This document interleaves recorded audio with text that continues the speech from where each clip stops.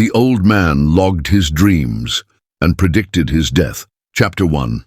The morning light filtered through the dusty Venetian blinds of Samuel Morrison's apartment in downtown Milwaukee, casting parallel shadows across the worn hardwood floor. At 78 years old, Samuel had developed a routine so precise that his neighbors could set their watches by it. Every morning at 5:47 a.m., his feet would touch the cold floor, followed by the soft scratch of pencil on paper as he recorded the previous night's dreams in a leather-bound journal that had seen better days. The journal, its spine cracked and pages yellowed, had been his companion for 53 years, ever since Martha had given it to him on their 10th wedding anniversary. She'd laughed then, calling his dream obsession silly, but she'd bought him the journal anyway because that's what love does. It honors even the peculiar passions. Samuel's apartment reflected a life lived in careful observation. Stacks of filled journals occupied an entire bookshelf, each spine labeled with dates in his meticulous handwriting. The living room walls displayed framed photographs from different decades: his wedding day in 1971, his daughter Emily's graduation from UW-Madison, his granddaughter Grace's first birthday party. But the photos grew sparse after 2015, the year Emily had moved to Seattle for work, taking Grace with her. The distance between Milwaukee and Seattle might as well have been an ocean for how rarely they saw each other now. This particular March morning brought a bitter wind that rattled the old building's windows. Samuel pulled his flannel robe tighter as he sat at his small kitchen table, the dream from last night still vivid in his mind. He dreamed of a thunderstorm that would arrive Tuesday afternoon, unusual for March in Wisconsin. He wrote it down, just as he'd written about the dream 3 weeks ago that showed his old colleague Jerry stopping by unexpectedly, which had happened exactly as he'd seen it. These small prophecies had become so common over the decades that Samuel barely noticed them anymore. The dreams had shown him minor car accidents to avoid, perfect days for fishing on Lake Michigan, even the exact date his retirement letter would be approved 15 years ago. His neighbor, Mrs. Chen, knocked on his door at 7:30 a.m. sharp, as she did every weekday. She worked as a nurse at Aurora St. Luke's Medical Center and always checked on him before her shift. "Morning, Sam," she called through the door. "You need anything from the store today?" Samuel opened the door, offering her a tired smile. "Just some milk, if you don't mind, Linda. The regular 2%. She studied his face with professional concern. "You're looking pale today. Everything okay?" He waved off her worry with a practiced gesture. "Just didn't sleep well. You know how it is at our age." But that was a lie.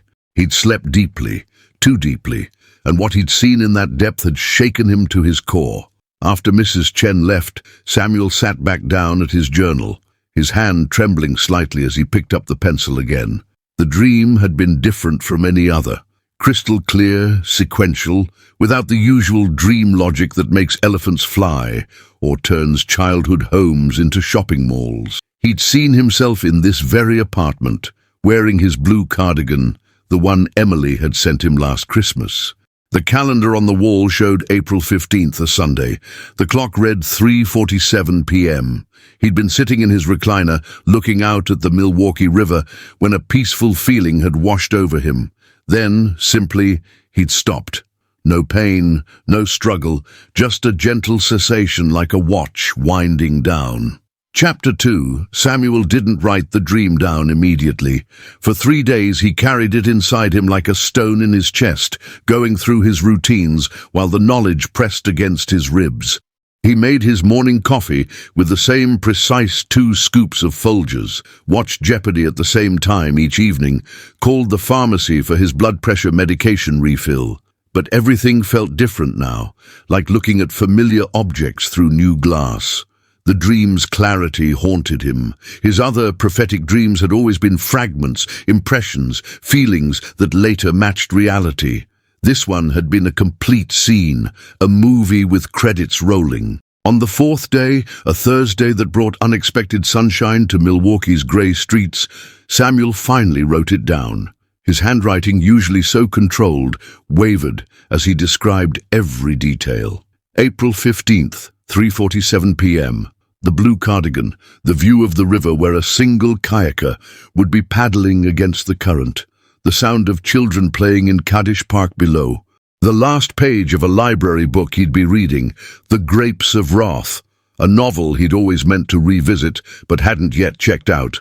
After finishing the entry, he closed the journal and locked it in his desk drawer, something he'd never done before. That evening, Samuel called Emily. It was 7 p.m. in Milwaukee, 5 p.m. in Seattle. She'd likely be stuck in traffic on I-5, but she always answered when he called. "Dad?" Her voice carried surprise. He rarely initiated their calls, usually waiting for her scheduled Sunday check-ins. "Is everything all right?" He could hear Grace in the background, now 14, talking about something that happened at school.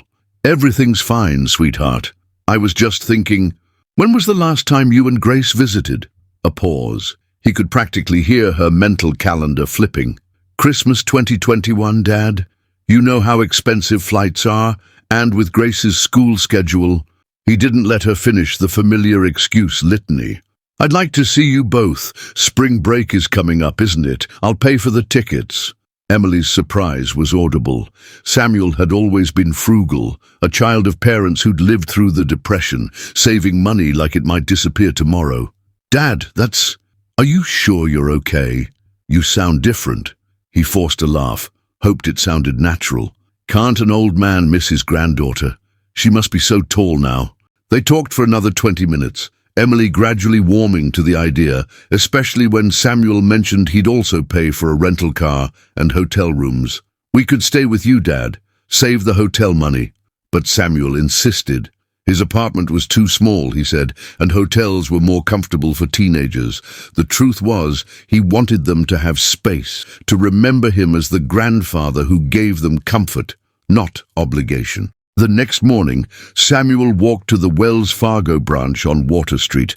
The young teller, who couldn't have been older than Grace, smiled brightly as he approached. "How can I help you today, sir?"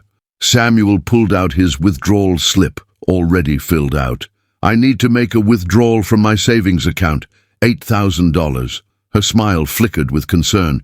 "That's a large amount, Mr. Morrison. May I ask what it's for? We just want to make sure you're not being scammed or—" He appreciated her caution, but interrupted gently. "It's for my family. My granddaughter is visiting and I want to make it special." She processed the withdrawal, counting out the cash twice as bank policy required. Samuel tucked the envelope into his jacket's inner pocket, feeling its weight against his chest like another secret. Chapter 3. Grace and Emily arrived on March 24th. A Saturday that brought unusual warmth to Milwaukee, the kind of false spring that makes Midwesterners suspicious but grateful. Samuel waited at Mitchell International Airport, standing by the baggage claim where he'd stood so many times before, back when visits were regular, expected, taken for granted. He saw Grace first. She'd grown impossibly tall, her dark hair now reaching past her shoulders, her face carrying hints of Martha's bone structure. When she spotted him, her teenage coolness cracked, and she ran forward, throwing her arms around him with an enthusiasm that made his eyes water. "Grandpa, you look exactly the same," Grace said, pulling back to study him. Emily approached more slowly, her expression carrying the worried assessment of a daughter who knew something was different. "Hi, Dad," she said, kissing his cheek. "You've lost weight." He brushed off her concern, focusing instead on Grace's chatter about the flight, her school play, her best friend's drama. During the drive to the hotel, he'd insisted on driving despite Emily's protests. He listened to Grace fill the car with stories, storing each word like treasure. The next week unfolded like pages from a book Samuel had always meant to write, but never had. He took them to all the places that had shaped his history with them, and places they'd never seen. They visited the Milwaukee Art Museum, its white wings opening and closing like a giant bird against the lake. He told Grace how he'd helped pour concrete for its foundation when he worked construction in the summer of 1999, needing extra money after Emily's mother's medical bills. They went to Kopp's Frozen Custard, where he let Grace order a butter pecan sundae for breakfast, earning a mock scolding from Emily that carried no real heat. He took them to the Basilica of St. Josaphat, not because any of them were religious, but because the afternoon light through its stained glass windows was something Grace needed to see. But the most important moments came in the quiet spaces. Sitting by Lake Michigan, Samuel told Grace stories about her grandmother she'd never heard, how Martha had once entered a pie-eating contest on a dare and won, how she'd driven to Chicago in the middle of the night to bail Samuel's brother out of jail and never told anyone except Samuel. He gave Grace Martha's engagement ring, which he'd kept in his sock drawer for 12 years. "Grandma would want you to have this," he said, watching Grace's eyes widen. "She always said it should skip a generation, go to someone who'd wear it with adventure." One evening, while Grace was in the hotel pool, Emily sat with Samuel in the lobby, 2 cups of terrible coffee between them. "Dad, what's really going on? This visit, the money you're spending giving Grace Mom's ring. Are you sick?" Samuel had prepared for this question, had practiced his response. "I'm 78 years old, Emily. I've been healthy my whole life, but I know the statistics. I want to make memories while I can still make them good ones." She reached across the table, took his weathered hand in hers. "We should visit more. I'm sorry we don't." He squeezed her hand, noticed how much it looked like Martha's now. "You have your life. I've never blamed you for living it, but I'm grateful for this time." On their last night, Samuel took them to a Milwaukee Bucks game, something he'd never done even when Emily was young. Tickets had always seemed too expensive, an unnecessary luxury.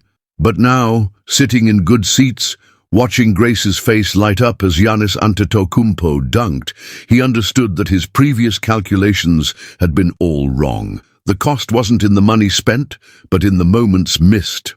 Grace wore a new Bucks jersey he'd bought her, taking selfies with him that he knew would outlast him, becoming the digital ghosts that would let him exist in her phone, in her clouds, in her memories, long after April 15th. Chapter 4. After Emily and Grace flew back to Seattle, Samuel's apartment felt hollow but not empty. It was filled now with the echo of Grace's laughter, with Emily's perfume lingering on the jacket she'd borrowed, with the Bucks jersey Grace had accidentally left behind and which Samuel didn't mention, keeping it draped over his recliner like a talisman. He had 18 days left, according to the dream, and he spent them with the methodical care of someone preparing for a long journey. He wrote letters, real letters, on paper, in his careful handwriting. One for Grace's 16th birthday, another for her high school graduation, one for her wedding day, if that came to pass. He wrote Emily a long letter explaining his journals, telling her about the dreams, about this final prophecy. He knew she might not believe it, might think her father had simply had uncanny timing, or even attribute it to some subconscious preparation for death that manifested as a dream. That was fine. The truth mattered less than the message, that he'd chosen to spend his last days building bridges instead of burning daylight. Samuel visited Jerry, his old colleague, bringing a 6-pack of Miller High Life, like they were still young men with strong backs and endless Saturdays. They sat on Jerry's porch, despite the cool air, talking about the old days at the brewery, about friends gone now, about the Packers' chances next season. He didn't tell Jerry about the dream, but when they parted, his handshake lasted a moment longer, his "take care of yourself" carrying more weight. He had dinner with Mrs. Chen and her husband, bringing a Boston cream pie from the Polish bakery on Lincoln Avenue. He listened to her stories about the hospital, her grown children in California, her plans to retire next year and travel to China to see her sister. On April 14th, Samuel checked The Grapes of Wrath out of the Central Library, the same edition he'd seen in the dream. The librarian, a young man with kind eyes, asked if he needed more time with it. Their system allowed renewals. 2 weeks will be more than enough, Samuel said, knowing he'd only need 1 day. That evening, he called Emily. Grace got on the phone too, 3-way calling from different rooms in their Seattle house. Grace told him about making the junior varsity soccer team, about a boy named Marcus who'd asked her to the spring dance. Emily talked about a promotion she was considering, asked his advice about negotiating salary. He gave it. threw in some jokes that made them both laugh, ended the call with, "I love you both so much," said in a way that didn't invite questions. The morning of April 15th arrived grey and ordinary, carrying no weight except what Samuel brought to it. He made his coffee, 2 scoops of Folgers. He ate scrambled eggs and wheat toast, washed the dishes, left them in the drying rack. He put on the blue cardigan Emily had given him, soft merino wool that still smelled faintly of the lavender sachet it had been packed with. He watered his small jade plant, the only houseplant that had survived his intermittent attention. At 2 p.m. he sat in his recliner with the Steinbeck novel, finding his place easily, reading with the total absorption that had always been his gift. At 3:30 p.m. he looked up from the book to watch a single kayaker on the Milwaukee River, fighting the current with steady strokes. The sound of children playing drifted up from Kaddish Park, their voices bright as bird songs. Samuel felt no fear, only a deep sense of completion, like the last piece of a puzzle sliding into place. He thought of Grace's laugh, of Emily's hand in his, of Martha waiting somewhere or nowhere, it didn't matter which. He thought of his journals, 53 years of dreams, and how this last dream had given him the greatest gift, not the knowledge of when, but the wisdom of how to use the knowing. At 3:47 p.m., Samuel Morrison closed his eyes, still holding the book, his finger marking the page. The kayaker continued downstream, the children continued playing, the world continued spinning. But in a Seattle house, a 14-year-old girl would suddenly think of her grandfather and text him a heart emoji that would never be read, but would somehow, in the mysterious physics of love, be completely received. In the apartment, sunlight moved across the walls, illuminating the photographs, the journals, the Bucks jersey on the chair, all the evidence of a life that had learned, in its final chapter, that the real prophecy isn't knowing when we'll die, but understanding how to live while we can.